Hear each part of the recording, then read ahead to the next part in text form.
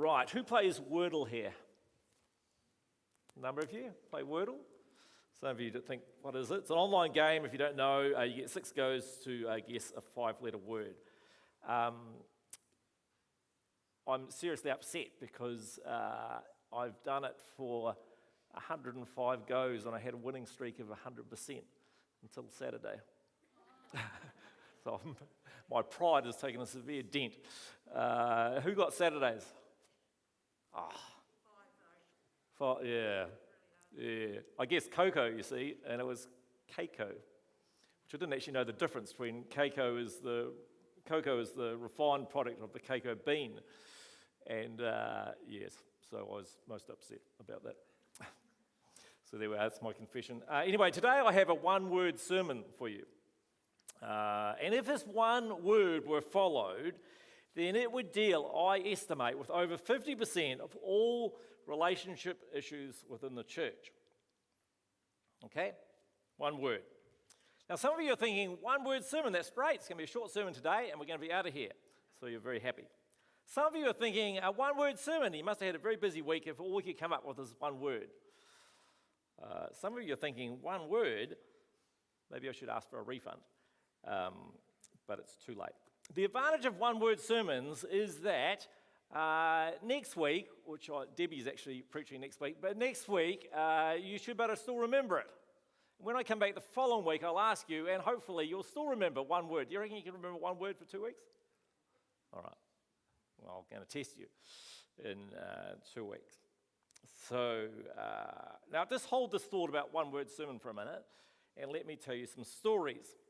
Rob and Mac have known each other for years. They're mates, but the relationship's a bit strained at the moment. They often give each other a hard time and trade friendly insults. But recently, Mac has been giving Rob a hard time about his up-and-coming 40th birthday. Mac has been joking that Rob is on the downhill slide and he'll soon be in a wheelchair. Rob hasn't said too much, but actually these comments have been a bit close to the bone. Rob's dad died of a heart attack in his early 40s, and the jokes have been hurting. He's not told anyone yet because he's a good southern bloke, but actually he is going through a bit of a midlife crisis. During a friendly rugby game, Mac tackles Rob a bit hard, and suddenly Rob lashes out and decks his mate. Everyone's a bit shocked, but after the game they have a beer and laugh it off and pretend it's nothing. But underneath, the issue is still simmering. The real issues have not been addressed. Jill and Betty know each other from church and know each other for years. They're also in the same small group.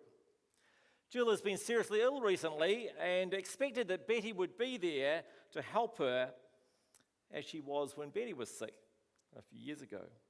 But Betty has been struggling with her own issues within her wider family and only visited once with some food. Jill had expected far greater support from her friend and so is feeling quite hurt. So she confides in Sue, who is a future friend of both of theirs, and Betty's, and complains that Betty is selfish and a hypocrite who doesn't walk the talk of her faith. Sue tells her husband Dave, who told his mate Brian, Betty notices in the small group that others don't seem quite as friendly to her anymore. Tanya, third story, is getting stressed at work. She job shares with another person. But this other person continually is leaving her the difficult jobs and isn't pulling their weight. Her co-worker is a bit of a bully, but Tanya is petrified of conflict and is scared of her co-worker's tongue. She has a habit of getting verbally aggressive, and Tanya has instead started making sarcastic and passive-aggressive comments behind her back. 3 scenarios, 3 relationships under strain. This is the start of a little mini-series on relationships. We all have relationships. We have all kinds of relationships. We have friendships, we have colleagues and workmates, we have bosses, we have spouses, we have children, we have relatives, we have parents. There are a multitude of different types. We have neighbours. There's all kinds of different relationships. And we know that relationships are great, but also that relationships can be strained, that conflict comes along. And sometimes that conflict, that hurt, that anger, it gnaws away at us. Sometimes it's subtle, we don't even realize that it's happening. Sometimes we push things down and pretend it'll go away. So relationships bring us the greatest joy in life, but also cause us the most grief. The New Testament in particular spends a lot of time talking about relationships, about how we get on together. Puts a priority on building strong relationships, about being in harmony, about living in peace. Why is that? Why does the Bible put so much emphasis on good relationships? I had to speak to the youth this week on the Trinity. I had to explain the Trinity to the youth. I suspect that they are totally confused about God. But anyway, I was given the task of explaining the Trinity to the youth. And I mean, not only is the Trinity hard to explain, but then you've got to say, well, what relevance is this to us, to youth, whatever. And one of the things about the Trinity is that the Bible puts such an emphasis on relationship because God is a relational God. Even within the Godhead, God himself is relational within himself, which is incredibly confusing. But why are relationships so important to God? Because they're a reflection of the Trinity, of the total unity within the Godhead. Peter says, work hard at living at peace with each other. Work hard at living at peace with others. I don't know, but sometimes us Christians don't seem very good at dealing with conflict and relational issues. Maybe it's because we're not good at EQ, emotional intelligence. Maybe we tend to spiritualize things and bury emotions because somehow, I don't know, they're not Christian. Matthew says, or Jesus says in Matthew in the Sermon on the Mount, God blesses those who work for peace.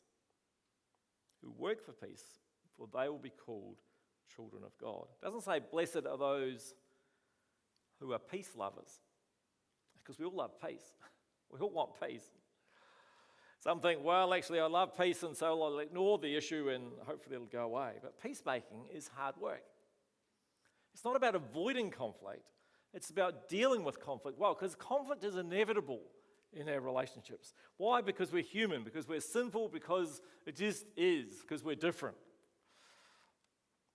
Many of us would prefer to avoid conflict. I prefer that it would go away.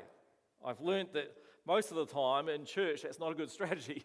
I've learned the hard way that actually it doesn't work very well to ignore it. But I was brought up in a Christian loving home, but I didn't see conflict dealt with well. That's because I actually didn't see much conflict. And I suspect my mum just decided it was easier to let Dad have his own way. And so, in a sense, it creates a false peace. I struggle when people get really angry with me. My brain sort of freezes and I don't know what to do or to say. So I'm no expert at conflict. Hopefully I'm learning. Peacemaking, as opposed to peace-loving, peacemaking is not the same as letting people walk all over us. Jesus was not a doormat. Sometimes Jesus avoided conflict. He deliberately avoided it to not get into conflict situations. He didn't go looking for conflict. But when conflict came his way, he confronted it. He refused to back down on many issues. We're called to, as our mission here, love God and love others. Love God, number one priority, number one command. The second most important command is to love others. And so conflict resolution is probably the most important skill that you can learn. If we are to love others, truly love others, this is probably the skill to learn. I'm not sure we're too good at it as Christians. Maybe we think conflict is bad and so we shouldn't have it. Or maybe we just don't like conflict and so we move churches. There's lots of conflict, so I'll go somewhere else. We either bury the emotions, like the first story with Mac and Rob, and then suddenly these emotions erupt in ways that aren't good. Or like Betty, we tell everyone else about the problem, except the person involved, and sow seeds of disharmony. Or maybe we're like Tanya and we're just petrified of conflict. And so we don't address the issue with a co-worker. Instead, it comes out in sarcasm and passive-aggressive sort of comments. So how are we to deal with conflict? I'm not talking about abuse here, but normal, typical sort of conflict. Now, I haven't forgotten this one-word sermon. So in good Wordle style, you've got 6 goes to guess the word. I'm going to have to do it in my head. I'm not telling you how many letters it's got, but it's got less than 6. All right? So what's your first guess? You've got 6 guesses. What?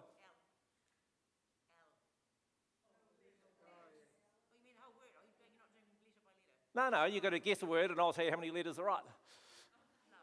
Love. All right, it's got, the O is correct. This is Wordle in my head, all right? The second word you're guessing? Others. O is correct. Well, you're going to use up your choices here. Hope. It's got 1 letter and it's O. What's that? Honest. Honest. It's got 1 letter correct and it's O. You're up to what? 4. You've only got 2 guesses left. You're going to lose this. What's that? Sorry, I couldn't hear that. It's been said? P-L-A-I-N. That has got no letters correct at all. You've only got 1 guess left. It's not going well. What's that? Sorry. That's got an O, which is correct. And that is, you've all failed in your Wordle. There we are. All right, there you've got an O. The word, is the word go. Go. That is the word. That's the one-word sermon. Go. Go. Where are you to go? As far away as possible? To a different church? To a different workplace? No. The one word go is that you are to go to the person. Go to the person. Matthew 5, 23 and 24. You've heard our ancestors were told you should not murder, you should not commit murder, you're subject to judgment. I say if you're even angry with someone, you're subject to judgment. If you call someone an idiot, you're in danger of being brought before the court. If you curse someone, you're in danger of the fires of hell. So, if you're presenting a sacrifice at the altar in the temple and you suddenly remember that someone has something against you, leave your sacrifice there at the altar and go. That's right. You'll get the hang of the sin.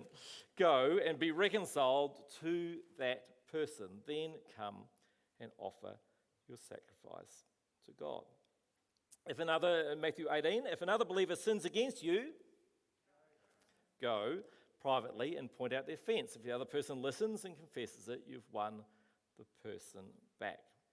Both of these passages are saying that actually, and Jesus is saying, it's actually whether we're in the wrong or not in the wrong, it's our place to go to the person.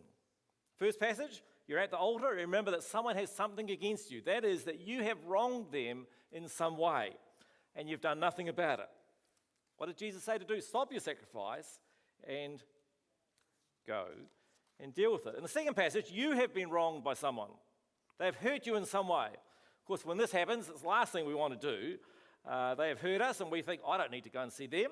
I'm the one who's been wronged. I'm not going to go and see them. They should come and see me. But Jesus says in both cases, whether we're in the wrong or they're in the wrong, our response is to... You can say it better than that, but anyway, I've still got some time, so I'm working on it.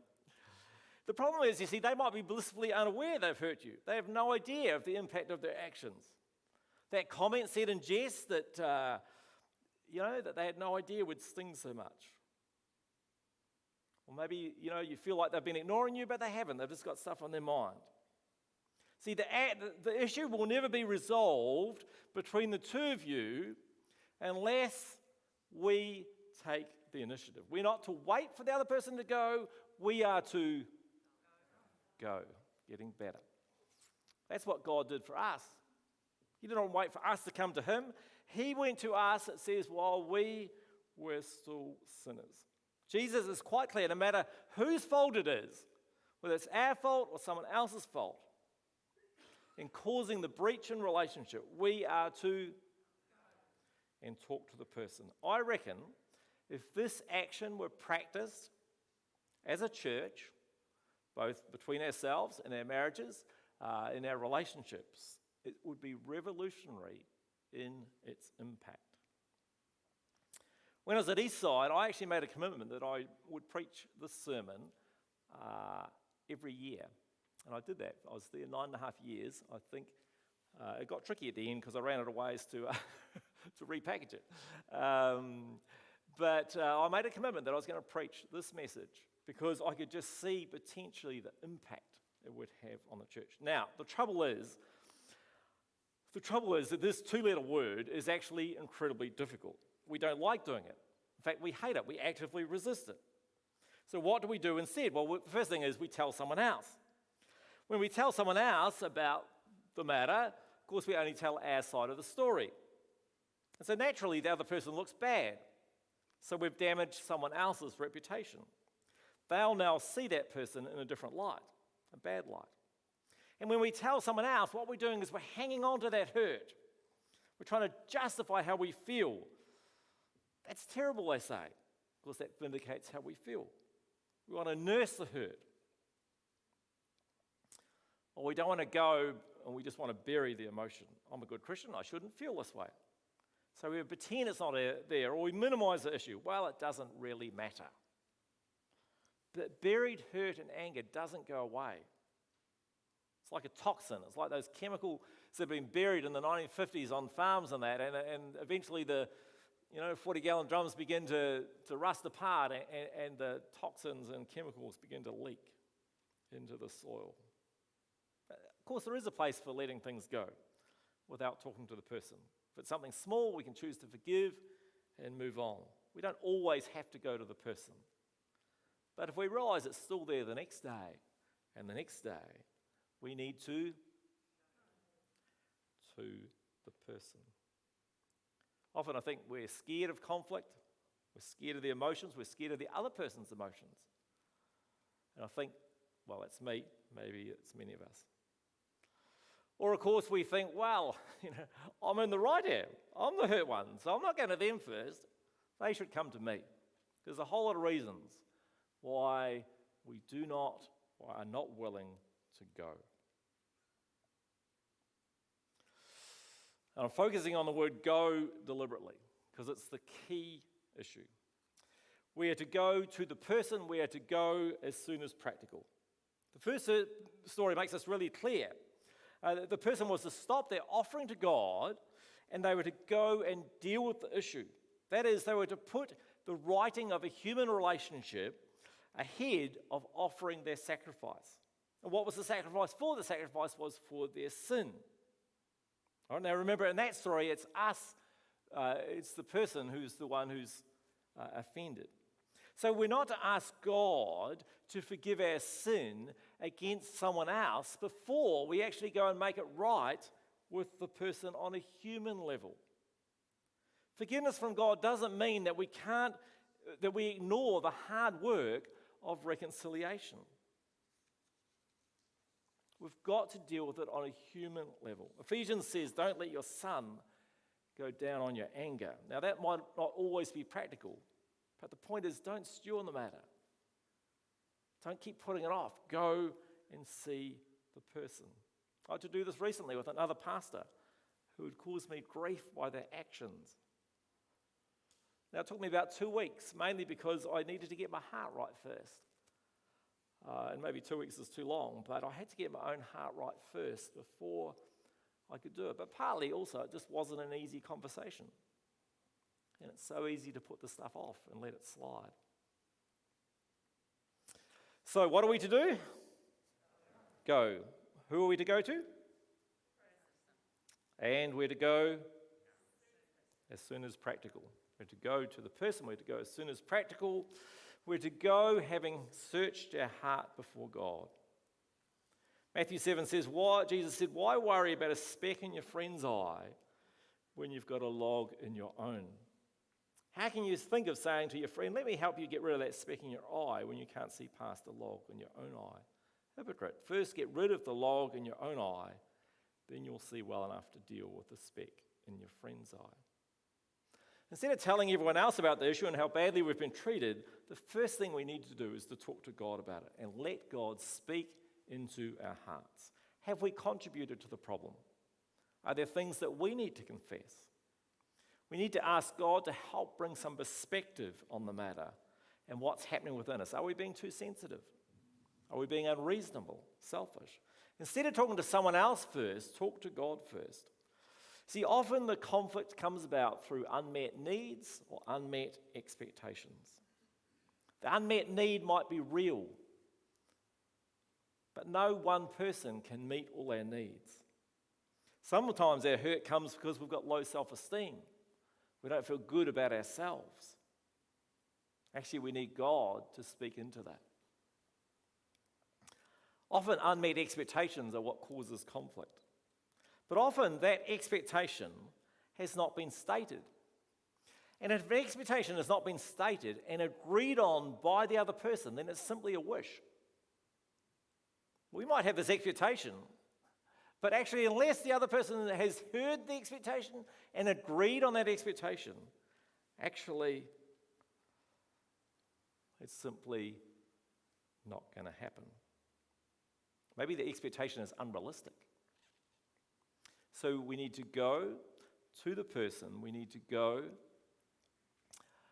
as soon as practical, and we're to go having searched our hearts before God. Fourthly, we need to go with humility. See, when we've allowed God to search our hearts, we're far more likely to go with humility. It might be that when we go to the person, we need to confess our own sin, our own part in the matter, our own behaviour. We need to take responsibility for our actions and our feelings. And if we speak harshly, if we go with a harsh attitude or our tone is accusatory, then we're more likely to get a harsh response. Proverbs 15:1 says this. If we speak harshly, then we're going to get more likely a harsh response. If our tone is loud and accusing, the meeting is likely to go pear-shaped fast. If we go in without accusing, but with a desire to listen, then we're more likely to be successful in reconciliation. When we listen to someone else's feelings, they're more likely to hear our feelings. Now, their feelings are not your responsibility, but they still need to be heard and understood. They might not make sense to you, but they need to be validated. But often we've simply jumped to the wrong conclusion. We've misunderstood the other person because we've not taken the time to listen. Sometimes we've just assumed the worst. We have no idea where the other person is coming from. We interpret their behaviour in a certain way and we jump to conclusions. Let me give you an example. Let's say you're uptown and you see Pastor Keith, all right? But Pastor Keith doesn't even acknowledge you. He walks straight past you. So you feel hurt and angry and immediately you jump to conclusions. He doesn't care about me. He's snubbing me because I pulled out of the worship team. And so you start working yourself up into a state. By the time you get home, you're stewing. You tell your friend, that Pastor Keith, he just walked straight past me on the street today, didn't even say hello. He's all over me when he wants something done, but he can't even take the time to say hello to me in the street. In fact, I reckon he glared at me. So we've jumped to all kinds of conclusions. We feel angry and hurt. Now, the reality is that maybe, just maybe, Pastor Keith is in a hurry because he's late to pick up the kids from school. This might be vaguely biographical. It's not the first time that he's nearly forgotten. In fact, I did forget on more than once, and my kids still remind me. Anyway, and saying I was working on my sermon is not the best excuse. And he's worried he's going to get into trouble. He's thinking about the building project that's been delayed, and he's getting stressed about it.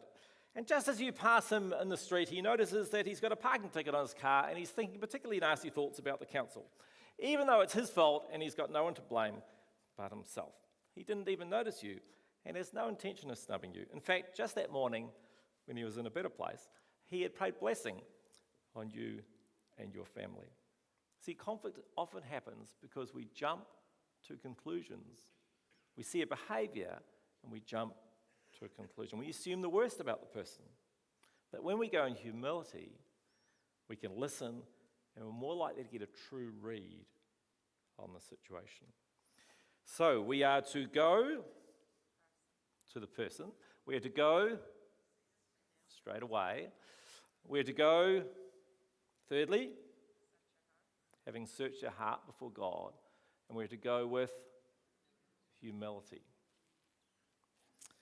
And we're to go with a desire to be reconciled. See, the aim is always not just to vent our feelings, but actually it's about restoring relationship. That doesn't mean we'll always resolve the issue.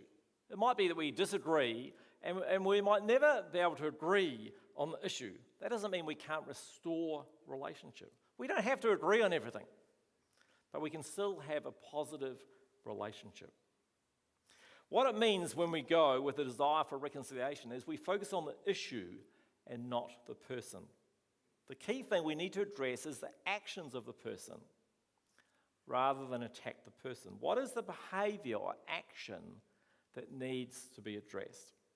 As I said, we often choose to interpret the events in a certain way and we jump to conclusions. But when we accuse by saying, "You're always whatever," or "You make me so angry when you whatever," actually not helpful statements, because the other person is always going to go on the defensive, and then you'll further the rift. You're responsible for your feelings. Whatever they are, you're responsible for those feelings. They're responsible for their actions. Focus on the behaviour that needs to change. You can share how you feel, but focus on the problem rather than attack the character of the person. Honey, you were late the other day, and I felt really disappointed. It also impacted Joe, who had made a special effort to meet me. I feel as if you don't respect my time. I'd really appreciate if you could make an effort to be on time. Focus on the issue at hand. Pastor Keith, I passed you on the street the other day, and I felt you were really hostile towards me. I felt really hurt and angry. I was wondering if you were upset about me leaving the worship team. This is not biographical. Just picking on the worship team. Or I'd done something to offend you. And Pastor Keith, who's got no idea about this encounter because he didn't even see the person, is able to explain what happened. Why? Because he didn't feel attacked. He was not accused of not caring. The person went with a desire to restore the relationship and with a humility that said, maybe I'd done something to offend. Now let's just say, for argument's sake, that Pastor Keith wasn't late to pick up the kids and or upset about his parking ticket, and actually he was really angry that you'd pulled out of the worship team. Again, this is not biographical. So Pastor Keith is eaten up with anger about this, and he did deliberately snub you. Well, actually, the same approach is going to allow that issue to be brought into the open. Actually, a gentle approach is far more likely to allow Pastor Keith to actually own his anger and the fact his behaviour was not right. Reconciliation, again, is far more likely with that approach. If the goal is the restoration of relationship, of course, we must be willing to accept someone else's apology and offer forgiveness. We must be willing to ask for forgiveness for our own actions. Debbie's going to talk about forgiveness next week. So when there's conflict, when a relationship is under strain, you've only got one word to remember. What is it? What is it? Go. It's a really hard thing to do, isn't it? It's a really hard thing to do.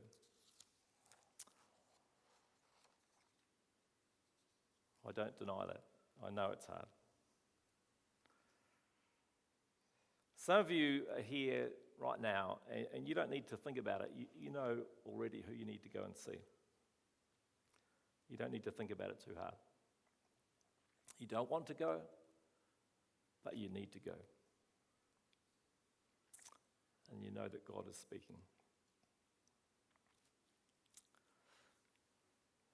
I'm leaving on Friday, so if you need to make an appointment to see me, you've got 4 days to do it. But some of you know,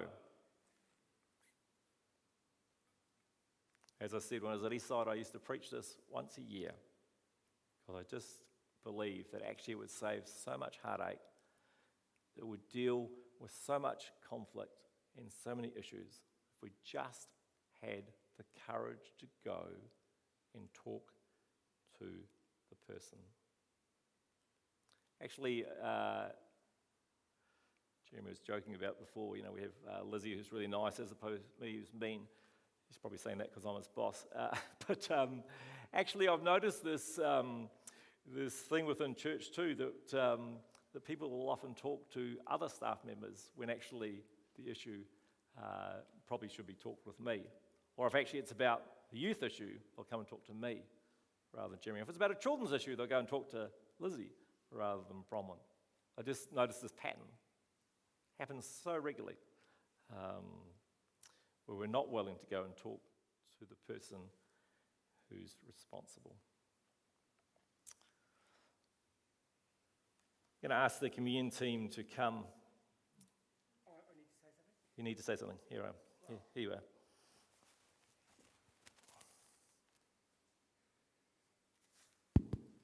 I don't actually know if I need to say something, but I'm going to anyway. Just when I was a kid, and my dad and my mum, they split up when I was quite young. I was about 11 or 12, and at the time I was quite happy about it. I sort of hated my dad, and I did for a long time. So this sort of went on for a number of years, probably about, I don't know, 10 to 15 years, and I hadn't seen my dad very much in that time, mostly because he was in Auckland, I was down here, and I never had much to do with him anyway. But I really felt God prompted me probably about 10 to 12 years ago to ring up my dad and tell him I loved him, which I did, and was one of the hardest things that I've ever had to do. But for the first time that I can remember in my life, my dad said that he loved me back, and that was a real sort of release for me at the time. So it was the hardest thing I ever had to do, but the rewards were equally as good. So. Hey, thanks, Graham. Really appreciate that.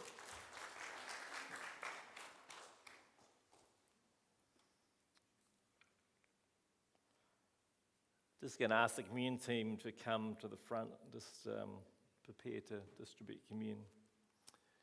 So while they're doing that, I want to read you a scripture. It's found in Romans chapter 5. I referred to it before. Reading just from a slightly different translation than we normally use because it's quite helpful. Look at it this way. At the right time, while we were still helpless, Christ died for ungodly people. Finding someone who would die for a godly person is rare. Maybe someone would have the courage to die for a good person. Christ died for us while we were still sinners. This demonstrates God's love for us. Since Christ's blood has now given us God's approval, we're even more certain that Christ will save us from God's anger. If the death of his Son restored our relationship with God while we were still his enemies, we're even more certain that because of this restored relationship, the life of his Son will save us. In addition, our Lord Jesus Christ lets us continue to brag about God. After all, it's through Christ we now have this restored relationship with God. Communion celebrates through the bread and the drink. It celebrates this restored relationship. That Jesus, the night he was betrayed, took bread and broke it and said, "This is my body, it's given for you." And then after the meal, he took the cup and he said, "This drink is a symbol of a new covenant between us and God." What is that new covenant? It's this restored relationship. But the point of that passage in Romans is that the initiative was taken by God. He took the initiative. We didn't take the initiative. He came to us. We were in the wrong. We were in the wrong. But God came to us. because of that restored relationship that we have with God, because of the premium that God places on good relationships, on healthy, emotionally healthy relationships. God says that we are to go. We are to go and take the initiative just as he did with us. We are to go and take the initiative to rebuild and restore and renew that relationship. And yes, there might be some pain in that. There was some pain for Christ. It's not easy to humble ourselves and go. It might be, like Graham said, one of the most difficult things we've ever had to do in our lives. It's not a guarantee either of success. It's great that there was a positive outcome for Graham. It's not a guarantee there will be success even in doing that, but we're still to do it. Still to take the initiative, to go. We're to work hard at living at peace with one another. So the bread and the drink will be handed around now, and take some time to think.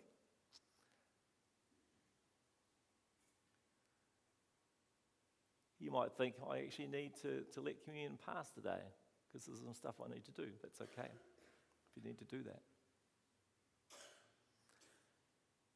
Just take some time in the quiet just to consider if there's a relationship that you need to take the initiative and to go. Go in person, go with humility, go having searched your heart, go with a desire to restore relationship.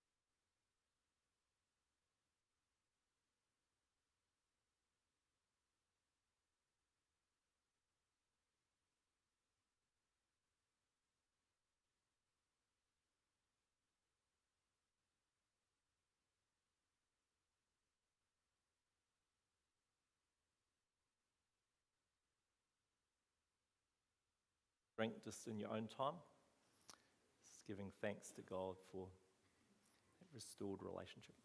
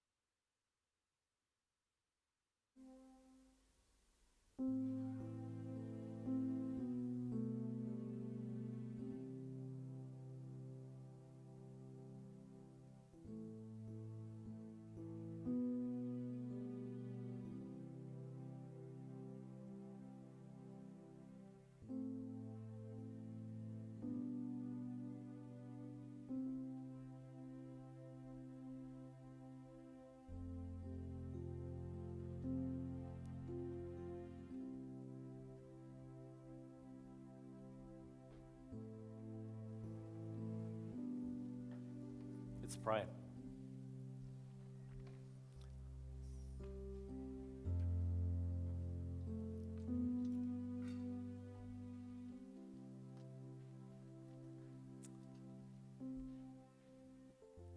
God, I thank you that you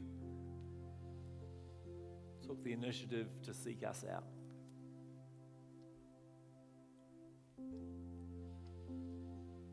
God, I thank you that you humbled yourself and came to us.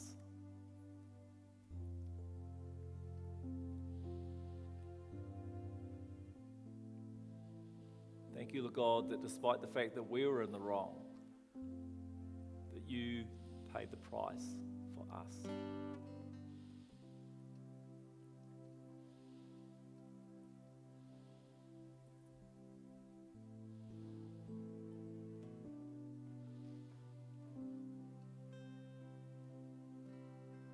God, you know there are some here that are hanging on to wounds.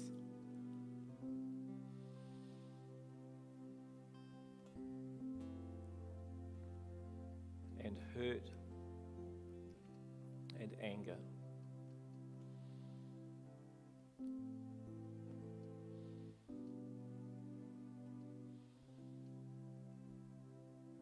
God, you know about the relationships that have been broken.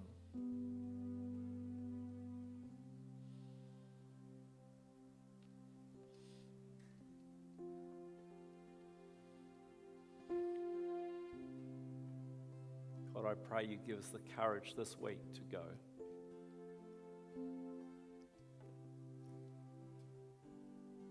God, you know that everything within us, within our flesh, fights against that idea.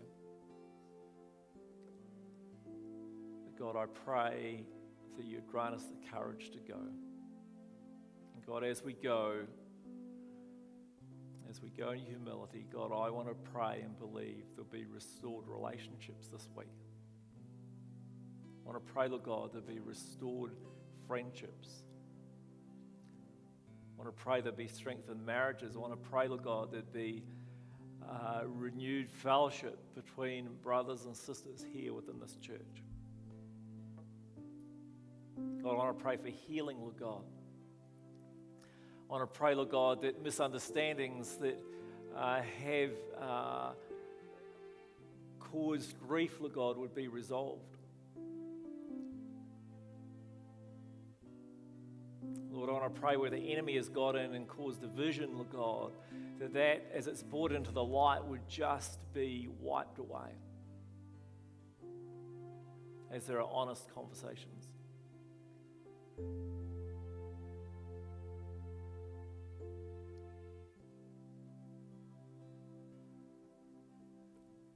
God, I want to pray that this one word, go, would stick in our minds, would stick in our hearts, and God, when it's needed, God, you'd bring it back to us. Lord God, by your Spirit, that word go would just keep coming back to us when you're calling us to go.